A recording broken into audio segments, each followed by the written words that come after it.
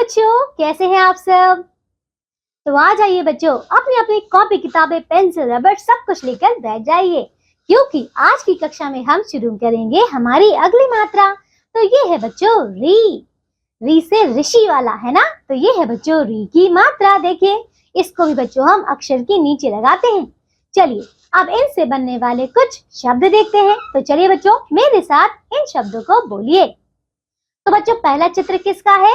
ये है बच्चों एक विशाल बहुत ही बड़ा वृक्ष। क्या है बच्चों? वृक्ष है ना। फिर देखिए अगला चित्र, ये है बच्चों ऋषि। क्या है? ऋषि। चलिए अगला चित्र देखिए, तो ये है कृषक। क्या है बच्चों? कृषक, जो कि खेती करता है ना, किसान।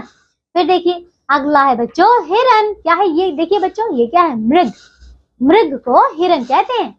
चलिए आइए बच्चों, अब यहाँ पे पढ़िए और समझिए। तो चलिए अब इन सारे शब्दों को मेरे साथ मिलकर बोलेगा।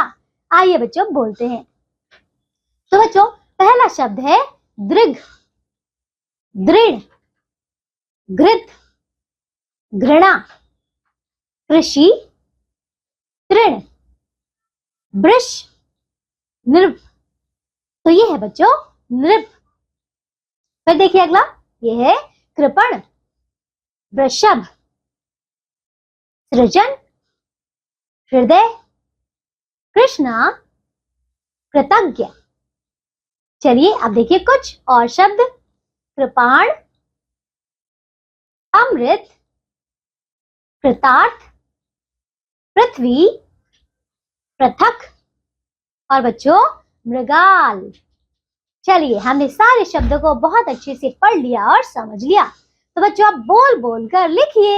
आइए अपनी अपनी पेंसिल और रबड़ लेकर बैठ जाइए और चलिए इसे देखिए कैसे लिखना है, मैं बताती हूँ आपको। तो देखिए ये है बच्चों पहला अक्षर कृ। क्या है बच्चों? कृ।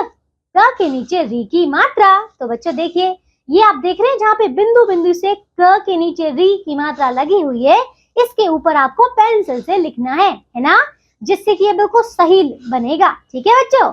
चलिए अगला है बच्चों घ्री। क्या है? घ्री। तो इसको भी बच्चों इस जो बिंदु बिंदु लगे हैं बच्चों, इसके ऊपर आपको पेंसिल से इसके ऊपर ही लिखना है। ठीक है।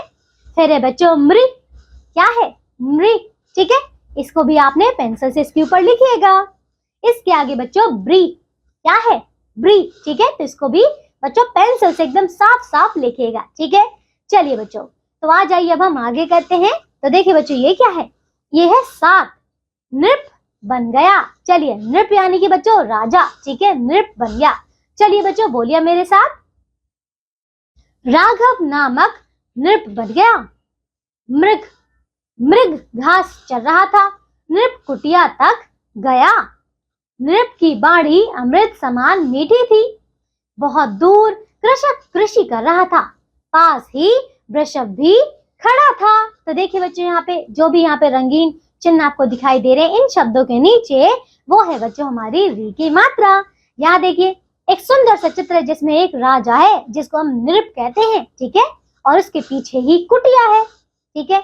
चलिए अब देखिए बच्चों, इसके आगे आपको अभ्यास के प्रश्न उत्तर दिए गए हैं। तो चलिए बच्चों अब हम करते हैं इनके अभ्यास के प्रश्न उत्तर। आइए बच्चों।